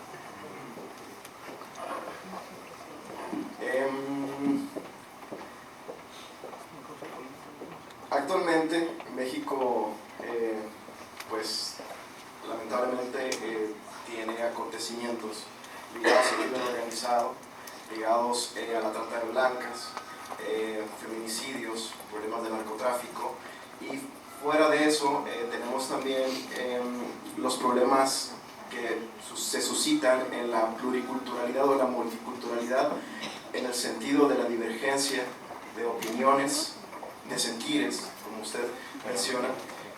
En ese caso, viendo el panorama actual de México, la hermenéutica analógica, ¿cómo podría ayudar a resolver o ayudar a estar estableciendo criterios de diálogo, de resolución, y de qué manera la hermenéutica podría nosotros hacernos ver ciertos efectos positivos en un corto, mediano, largo plazo? Muy bueno, nada más que decir, en filosofía no hay corto plazo, sí es por lo menos mediano, si no es que largo plazo, ¿no? Yo creo que aquí va a depender mucho de la educación, y la educación pues tarda. Yo creo que es lo que tendríamos que llamar una resistencia, resistir ante los embates de todo esto que viene, de violencia, de estas cosas que no terminan, ¿verdad? Yo recuerdo hace poco, pues ya ven que en todos lados, en mi tierra, Torreón, se puso pero feísimo, ¿verdad? Decían que, ¿cómo reconoces a un lagunero? Ya que no está el rector, ¿verdad? Acá está. ¿Cómo reconoces a un lagunero? Es así, se tira abajo de la mesa. Entonces, puro disparo por todos lados, en las cafeterías, en los restaurantes. Entonces, yo creo que todo eso necesita. La expresión es, ustedes se van a acordar de un gran educador, Paulo Freire. Paulo Freire hablaba de una educación para la justicia, y él la llamaba resistencia. Hay que resistir. Es decir, ahorita, como les dije hace poco, la globalización ya nos inundó, ya nos comió, nos devoró, pero por lo menos buscarle el lado positivo, resistir a ese embate que sobre todo va a igualar, pero en la pobreza, a toda la gente. Muy bien, esta pregunta o este cuestionamiento va más por el lado de un posicionamiento crítico que se le podría hacer a la hermenéutica analógica, en el sentido de cómo evitar que este interés muy anclado en la analogía no siga un discurso que a fin de cuentas establezca en lo que muchos podrían llamar metarrelatos, por ejemplo. Miren, no, es que ya me han planteado este cuestionamiento, ¿verdad? Si la hermenéutica analógica no corre el peligro de ser unívoca, de volverse unívoca. Yo les digo no, porque por definición la misma analogía es análoga. Es decir, hay muchos tipos de analogía. Por ejemplo, la analogía, si ustedes van a la semiótica, hay un gran semiotista que fue Roman Jakobson, y ahí yo aprendí que la analogía tiene dos caras. También lo trata muy bien Octavio Paz en un libro precioso que se llama Los hijos del limo, que son los románticos, los simbolistas y los surrealistas, ¿verdad? Los hijos del limo, hasta el nombre es analógico, ¿no? Los hijos del limo son los hijos del barro creativo. El limo es el barro que produce, ¿verdad? Como el del Nilo, etc. Y lo toma de Jakobson, Roman Jakobson. La analogía tiene dos caras, la metáfora y la metonimia. La metonimia tiende a la univocidad, pero nunca cae en ella. La metáfora tiende a la equivocidad, pero nunca se ahoga en ella, ¿verdad? Yo le conozco una gran poeta, amiga mía de la facultad, Elsa Cross, que me gusta mucho su poesía. Yo le decía, oye, él cita una metáfora, ¿puede ser equivocada? Dijo, no, se vuelve ridícula, se vuelve irrisoria. Está como, en mi tiempo había un grupito que llamábamos poetas de la facultad. Ay, pero era... ya me entendieron la metáfora. Ya no hace falta la metonimia. Un cuate decía, una metáfora pues durísima, ¿verdad? Escucho un color verde. Pues pásala. También escucharlo yo. Aquí sí ya se derrumba en la equivocidad la metáfora. En cambio, vivimos, fíjense, la tesis de Roman Jakobson, muy extrema si quieren, pero bastante aceptable, es que la metáfora y la metonimia, que son las dos caras de la analogía, son los pilares del discurso humano, de nuestra racionalidad. Hacemos ciencia con la metonimia y hacemos poesía con la metáfora. Un poco exagerado esto de Roman Jakobson, porque yo conozco, hay un autor, discípulo de Wittgenstein, Max Black, que tiene un libro que se llama Modelos y Metáforas, donde demuestra que los mejores modelos científicos han sido metáforas afortunadas, no como lo de Darwin, la alfombra de los cadáveres, o el átomo, ¿verdad? Que son metáforas. Y también se hace poesía con la metonimia. Machado, ¿no? Machado, Antonio Machado, no sé por qué, no le gustaban las metáforas. Y hacía una poesía con pura metonimia preciosa. Dice, hay que hacer poesía como el hombre de la calle. Pero bueno, también pues cada quien. Los poetas son totalmente anómalos y ellos hacen su uso de la semiótica muy personal. El terreno de la moral, el terreno de la ética, inevitablemente como aborda el aspecto humano de las conductas, hablando de la pragmática y de los contextos que dotan de significado en los comportamientos, inevitablemente parecería que cuando hablamos de bondad, cuando hablamos de honestidad, cuando hablamos de justicia, siempre está arraigado a una especie de sentimiento, a una especie de catalizador que mueve a nivel psicológico, a nivel afectivo, psicoafectivo. En ese sentido, si nosotros ubicamos el sentir, si nosotros ubicamos la cuestión de las pasiones, la cuestión de las necesidades, inevitablemente parecería que podemos cuestionar o que podría contraponerse a los términos, por ejemplo, de justicia, de legalidad, de legitimidad, y también al momento de hablar de los derechos humanos, cómo se podría de alguna manera mediar o a partir de qué fundamentos, si en una comunidad tienen, por ejemplo, como derecho cierta concepción o ciertas prácticas que alguien de fuera podría considerarlas como aversivas o antiéticas. Sí. Yo más que sentimiento le llamaría intuición, ¿no? Giovanni, que en una hermenéutica analógica o epistemología analógica se trata de conjuntar, fíjense, esto es una cosa que me faltó decir. Yo trato de conjuntar sentimiento e intelecto, ¿verdad? Porque eso ha sido una tradición tanto de la filosofía española como de la filosofía mexicana. Juntar pensamiento y sentimiento, que la modernidad los separó. Ustedes lo ven, por ejemplo, en el positivismo lógico. Pero en toda la tradición filosófica española, Unamuno, Ortega, Zubiri, María Zambrano, todos han querido conjuntar el sentimiento, el afecto y el concepto, porque los hemos separado, los hemos dividido. En México también, Vasconcelos, Antonio Caso, Samuel Ramos, y la misma María Zambrano estuvo aquí en México como refugiada política. Y se trata de conjuntar, de que no sea puro intelecto, pero tampoco puro sentimiento, porque el sentimiento, una polémica de sentimientos nadie la gana. Yo siento que A, pues yo siento que B. No, pero yo siento que A, pero yo siento que B, y hasta que se cansen a estar así, ¿verdad?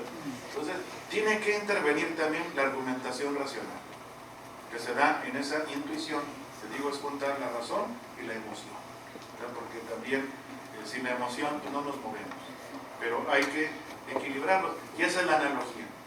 La analogía es evitar el extremo de la pura univocidad y de la pura equivocidad. Habría autores que ponen énfasis en una dialéctica que a fin de cuentas siempre está en un movimiento gracias a la contradicción o a la pugna, a la lucha.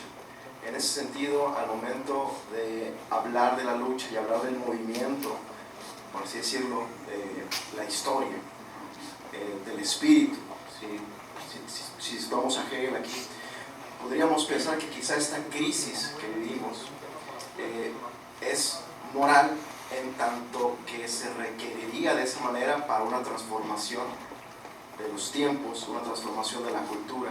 En ese sentido, la hermenéutica analógica vería una crisis moral en la actualidad y, de ser el caso, la hermenéutica analógica ve una forma de revertir eso o una forma de resolución. Sí, miren, usted mencionaba la dialéctica. Primero, algunos amigos míos, porque para eso sirven también los amigos, para que hablen mal de uno, ¿verdad? Me decían, tú no tienes una dialéctica. ¿Cómo no? Solo que es una dialéctica diferente. Esto me tiene ahorita, lo que apenas estoy investigando. No sé para qué este individuo preguntó eso. Pero sí, porque estoy feliz desarrollando una idea de que en la analogía hay una dialéctica, pero diferente, no como la hegeliano-marxista. Ya ven que ahora ya todo el mundo la escupe y la patea.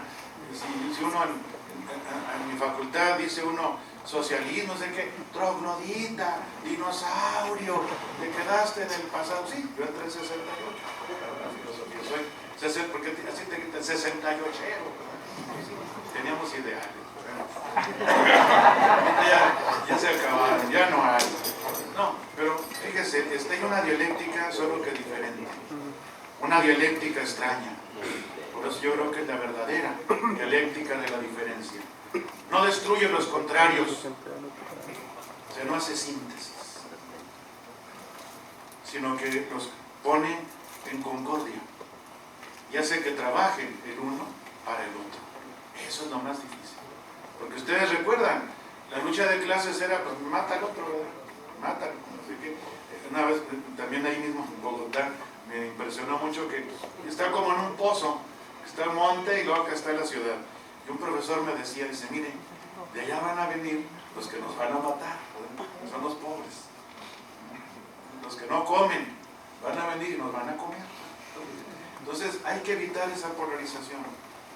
Lo difícil es buscar esa concordia en la crisis, ¿verdad? En el conflicto. Vivimos en el conflicto. Ahora, yo creo que una hermenéutica analógica tiene una dialéctica abierta, que no hace síntesis.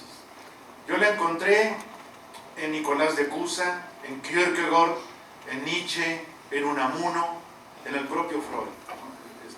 No hay síntesis, sino negociación para que los contrarios lleguen a un consenso, a un acuerdo. Y eso es vida. Más que no digan, porque todavía no lo tengo bien estudiado. Y mis amigos muy dialécticos se van a echar en contra de mí. Me dicen, tú no tienes una dialéctica, claro. Pero si la posmodernidad estaba buscando la diferencia, ya ven que todo era la diferencia, la diferencia, la diferencia. Hasta me da coraje porque en una entrevista, un gran posmoderno, Michel Foucault, decía, no, todos hablan de la diferencia, pero no saben qué es. La diferencia verdadera es la locura. ¿Ustedes se acuerdan cómo Foucault hizo semiótica de la locura, de la sexualidad, de los hospitales, de todo lo que son los apátridas, ¿verdad? Entonces dice, nadie la conoce. La verdadera diferencia es la locura. Entonces, bueno, yo creo que por eso también se desgastó demasiado la posmodernidad. En esa entrevista le preguntaban a Foucault, y él se reía, oiga, usted que es el campeón de los posmodernos, ¿qué es eso? No sé, póngame al corriente. Sí, ya yo creo que, qué triste decirlo, pero en filosofía hay modas. ¡Qué feo! ¡Qué feo! Hay modas, de moda. Ya fue una moda, dio de sí, se acabó y tiene que dar paso a otra corriente. Déjenme corregir esto, voy a hacer como Hegel, ¿verdad? Más bien, cada filosofía es un momento en la filosofía eterna. ¿Sí? Hegel, un lenguaje incomprensible. Les decía, miren, toda filosofía es válida, pero tampoco es válida, porque es un momento de la gran filosofía de la marcha, de la verdad en su propia autoconciencia. Sí, maestro, está bien. Aprovechando que toque el tema de la vida y a propósito de que actualmente hay muchos análisis de la biopolítica, etcétera, es inevitable que al momento de hablar de la vida hablemos pues del sentido humano, que hablemos de antropología. Y cuando hablamos de antropología es inevitable que hablemos de la posibilidad de una teleología, de una finalidad del ser humano. ¿Por qué estamos aquí? Es la pregunta filosófica, una de las básicas. Y entonces inevitablemente existe la posibilidad de hablar de absolutos. El gran absoluto de la cultura occidental es el absoluto de Dios, y también los conceptos rectores que a fin de cuentas se están dictaminando o dictaminaron o de alguna manera localizan pues lo que es el sentido con S mayúscula. En ese caso, por ejemplo, pienso en Spinoza. La esencia de Dios envuelve su existencia, que parecería para algunos que podría ser como una especie de tautología o un pensamiento circular. Y por otro lado también tenemos esta máxima pues posmoderna constructivista que dice, bueno, pues todo es relativo, y a fin de cuentas también se cae en un absoluto con el cual se pretende de alguna manera negar el sentido del humano. En ese caso podríamos nosotros preguntar, ¿es necesario volver a abordar el tema de lo teológico en lo antropológico y hablar de que a fin de cuentas el sentido humano está anclado en la posibilidad de una antropología teológica? Bueno, yo creo que se juntan las dos cosas. Porque miren, ahorita estoy escribiendo sobre eso. ¿Usted cómo me adivinan ustedes? No lo dejen. Ya sálvenme de él. Fíjese, para mí, yo estoy sosteniendo que el sentido de la vida es el amor. Y no hay más. Y si usted cree en un amor subsistente, un amor absoluto, dichoso usted. Porque ya la hizo. Sí, porque miren, todo lo demás no llena. Recuerda las escuelas de filosofía, ¿no? El estoicismo, el hedonismo o el epicureísmo. Una cosa es el placer. Hay quien decía de ello, ¿verdad? El sentido de la vida es el placer. Pero el placer no llena. El que tiene placer, ¿qué quiere? Más placer. ¿Ya en qué droga vas? Porque ya, como dicen ahora, ya el sexo no me divierte, decía un profesor. Entonces tiene que entrarle a la mota y después a no sé qué, y así se va, ¿no? Y nunca va a estar bien, nunca va a estar contento. Después viene el dinero, o sea, es el placer, el dinero, el poder y el prestigio, lo que busca el ser humano. ¿El dinero llena? El que tiene dinero, ¿qué quiere? Qué bárbaro, y no se llena. Ahí me encanta la frase de Adam Smith, el gran economista: el deseo humano no tiene fondo. Tú quieres más y más y más. Vamos al poder. El que tiene poder, ¿qué quiere? Más poder. No, hombre, a ver si soy presidente, y luego a ver si soy no sé qué de la ONU, luego a ver si me la regalan de Dios. Se va subiendo. Quiere todo, quiere todo. El que tiene prestigio se contenta con lo que tiene. ¿Qué quiere? Más prestigio. Es terrible. Y cállense, porque ahí estamos los del mundillo artístico. Los filósofos, sí, un filósofo muy amigo me decía: cuida tu prestigio, Mauricio, cuida tu prestigio.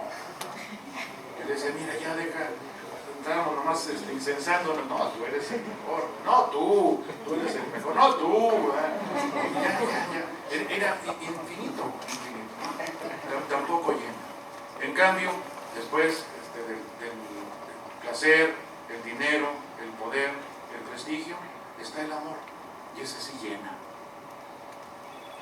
Ese sí nos deja, miren, tranquilos. Lo ve uno en el bebé, ¿verdad? El bebé, cuando está muy chiquito, lo que siente es lo que le das tú de afecto, de cariño, ¿eh? Yo conocí a un gran escritor, ya murió, colombiano, Álvaro Mutis, que me platicaba, dice: no, fíjate que nos llevaron a mi nietecito, bebé chiquito, ¿verdad? Y mi esposa y yo pues estábamos allá arriba con él, se durmió y bajamos a ver la tele. Y un lloradero que traía. Fuimos, ¿qué te pasa? Me dejaron solito. Ese es el ser humano.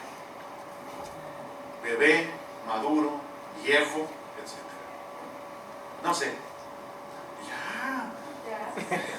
Vamos a dar la última.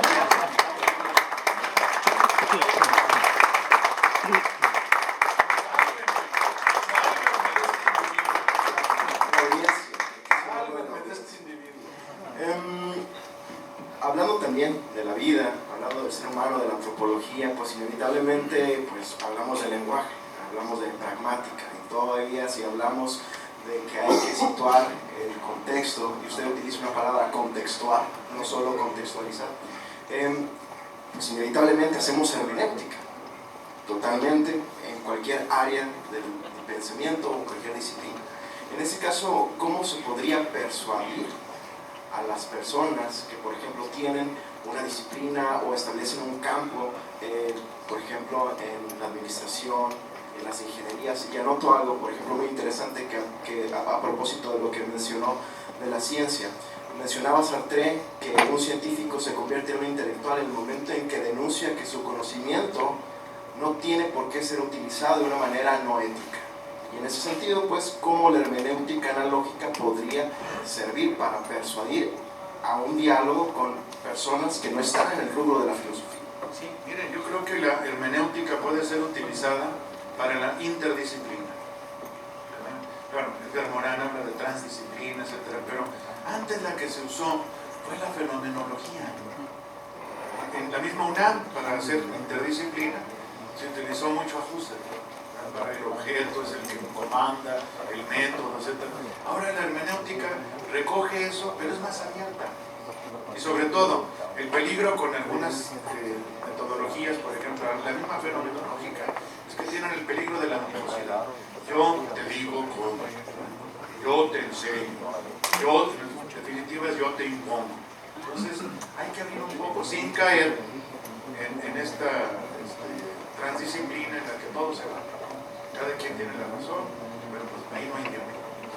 Yo creo que la interculturalidad, perdón, la interdisciplina, es un poco la interculturalidad, necesita también de que se le aplique la literatura. Muchas gracias. Muchas gracias. Vamos a finalizar brevemente con pues, lo del diplomado. Pues bueno, el diplomado en filosofía, introducción al pensamiento filosófico, tuvo como eje rectores tres preguntas que a fin de cuentas están encuadradas en un cuestionamiento de Emmanuel Kant. ¿Qué puedo saber? El rubro de la epistemología, el rubro del conocimiento. A partir de un agotamiento de la posmodernidad es necesario volver a pensar en los límites y alcances no solo de la razón, sino de otras formas de conocer y otras formas de establecer un dominio de conocimiento. La segunda pregunta que tomamos como eje rector fue ¿qué puedo hacer? El aspecto de la ética. Aquí el señor Mauricio ha hecho una ponencia magistral de la necesidad de la ética y nosotros estuvimos preocupados en que se volviera otra vez a retomar este cuestionamiento de preguntas fundamentales como qué es el bien, qué es la justicia, y abordamos autores desde Platón hasta Nietzsche. ¿Y por qué hasta Nietzsche? Porque no teníamos más tiempo, nosotros hubiéramos llegado hasta Agamben, etc., ¿no? Y el tercer rubro, que a propósito se mencionó aquí un poquito, fue ¿qué puedo hacer? Que raya el aspecto del sentido, el aspecto de la teología, ¿qué podemos hacer en un nivel pragmático? Y a fin de cuentas que también llega a tocar el aspecto de la religión, el aspecto del sentido, porque a fin de cuentas el ser humano, lo veamos de una manera materialista o no, es un ser que al momento de generar sentido, pues el sentido no es algo netamente material, tiene que ver con una cuestión, ahora sí diríamos con Dr. Mauricio, una cuestión de ir construyendo un diálogo y ir narrándonos a nosotros mismos, ir estableciendo un encuentro con el otro. Entonces empezamos aproximadamente en abril y hoy cerramos todavía por los tiempos, quizá habrán unas 3 o 4 sesiones más, y quisimos pues con Mari ir estableciendo este puente a propósito de homónimo de su apellido, Beuchot Puente. Ya está la hermenéutica, ahí está Hermes, está ahí, claro. Y pues bueno, Damos gracias a todas las instituciones involucradas, Seminario, Esperanza Arteche, ITSON, ULSA y pues obviamente al Ayuntamiento de Cajeme, la Dirección de Cultura. Fue un equipo coordinado para trabajar en esto y esperamos seguir trabajando. Fue un primer diplomado, es algo difícil, es algo árido porque la filosofía, pues aquí en el noroeste, si bien hay filósofos, hay excelentes maestros, en un sentido más de conjunto, de pronto sí es un poquito árido el hecho de tratar esta disciplina e ir apuntalándola a un nivel más profesional y que podamos formar una comunidad y sobre todo que aquí en el norte se pueda establecer un pensamiento crítico. Entonces en esa cuestión nosotros quisimos pues ir promoviendo estos cuestionamientos, estas preguntas que son sumamente necesarias, que son fundamentales, y no solo fundamentales en el sentido de la importancia, sino que son básicas para nosotros ir estableciendo una construcción de lo que somos, de lo que es nuestra sociedad, de cómo nosotros podemos ir estableciendo un criterio que nos permita una mayor justicia, una mayor comprensión, un mayor sentido, una vida de mayor libertad, de emancipación. Entonces les damos las gracias a cada una de las personas que estuvieron involucradas. Ahí está Ramón, el maestro Héctor Isla del UNAM, pues no pudo estar aquí, él se encuentra allá. Y pues bueno, más, no sé qué más decir, muchas gracias. Una palabrita sobre esto. Yo los felicito, me da un gran gusto y hasta orgullo que en esta región se cultive la filosofía. De verdad es algo por lo que los felicito cordialmente. Ojalá sigan con este empeño, ojalá sigan lo que están haciendo estos profesores, ¿verdad? Para que no muera, sino al contrario, que tenga cada vez más resonancia en la sociedad. Yo los felicito, de verdad.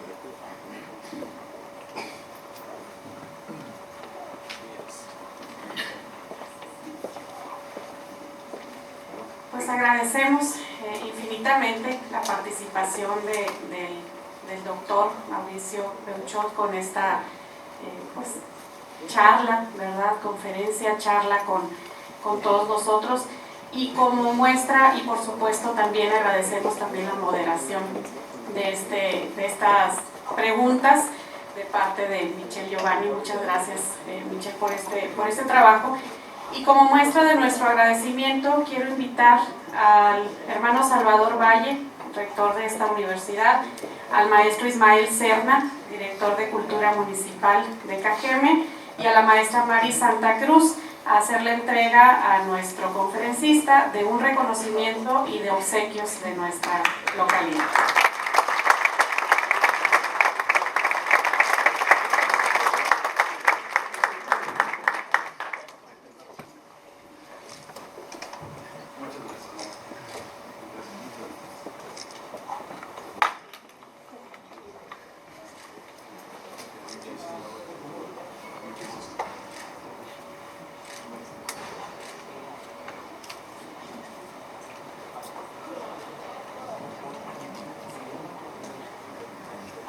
Agradecemos a todos ustedes su valiosa compañía y los invitamos a que nos acompañen en todos los eventos y actividades culturales que se organizan en nuestro municipio.